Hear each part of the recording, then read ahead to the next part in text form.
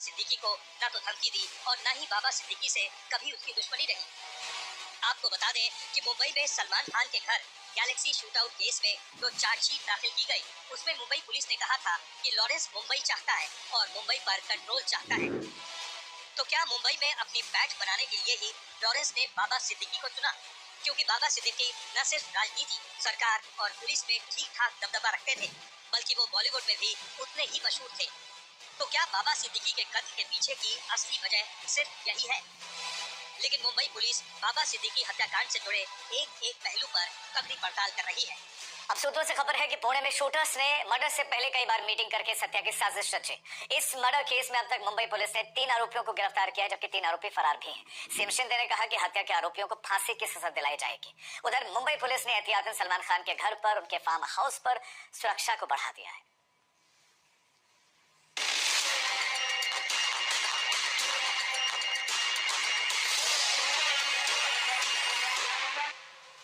महाराष्ट्र विधानसभा चुनाव से पहले बाबा सिद्दीकी के मर्डर ने पूरे सूबे की सियासत में भूचाल ला दिया है। गुजरात की साबरमती जेल में बंद गैंगस्टर लॉरेंस बिश्नोई के गैंग ने बाबा सिद्दीकी की हत्या की जिम्मेदारी ली है। इस बीच महाराष्ट्र के मुख्यमंत्री एकनाथ शिंदे ने बेहद सख्त लहजे में कह दिया है कि हत्यारों को फांसी की सजा दी जाएगी और किसी गैंगस्टर की दादागिरी महाराष्ट्र में नहीं चलेगी। बाबा सिद्दीकी जिसके ऊपर जिन्होंने हमला किया, हत्या हुई है, एक को भी हम नहीं छोड़ेंगे, सभी को फांसी लगाएंगे। बाबा सिद्दीकी हत्या को लेकर विपक्ष कानून व्यवस्था के मुद्दे पर शिंदे सरकार को घेर रहा है। महिला सुरक्षित है न बच्चे सुरक्षित है। हिट एंड रन की केसेस बढ़ रही है, महिलाओं के खिलाफ बलात्कार बढ़ रहे हैं और नेताओं के तो खून हो रहे हैं। तो कोई सुरक्षित नहीं है इस राज्य में। इसीलिए ये सरकार बदलनी ही पड़ेगी, क्योंकि इनसे नहीं हो पा रहा है। लॉ एंड ऑर्डर का जो सिचुएशन है, अजीत पवार जी के गट के 2 नेताओं की हत्या हुई एक हफ्ते में, 2 नेताओं की। इसका जवाब देना पड़ेगा। दूसरा कोई नहीं मांगे तो दोनों फैमिली के मैं लड़ूंगी, क्योंकि उस घर की महिलाओं के जो आंसू है मैंने देखे। लेकिन अब तो अपने भी सवाल उठाने लगे हैं। महाराष्ट्र सरकार में मंत्री छगन भुजबल ने कह दिया कि सरकार की जिम्मेदारी भी तय होनी चाहिए।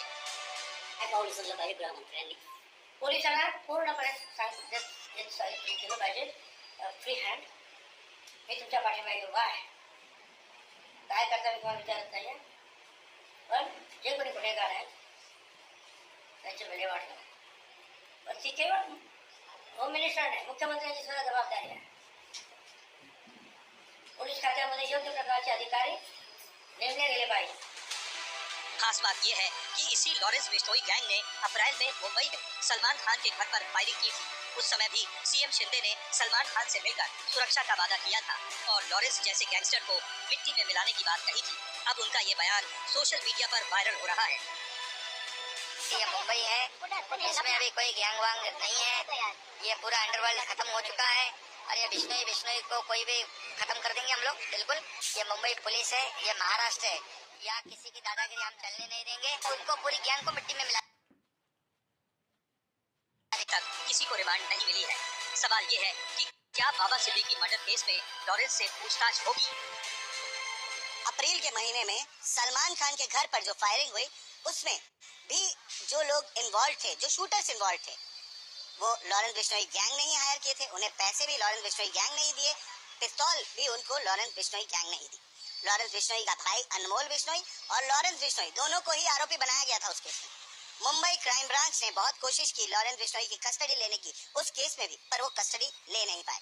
उसकी वजह है सेक्शन 268(1) क्रिमिनल प्रोसीजर कोड का ये सेक्शन, जिसके तहत मिनिस्ट्री ऑफ होम अफेयर्स ने एक ऑर्डर पास किया हुआ है, जिसकी वजह से एक व्यक्ति को, एक आरोपी को एक स्टेट से दूसरे स्टेट ट्रांसफर नहीं किया जा सकता है।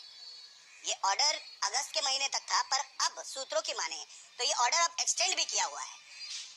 अब जब बाबा सिद्दीकी का मर्डर हुआ है, उस केस में भी लॉरेंस बिश्नोई गैंग से जुड़े लोग सामने आ रहे हैं।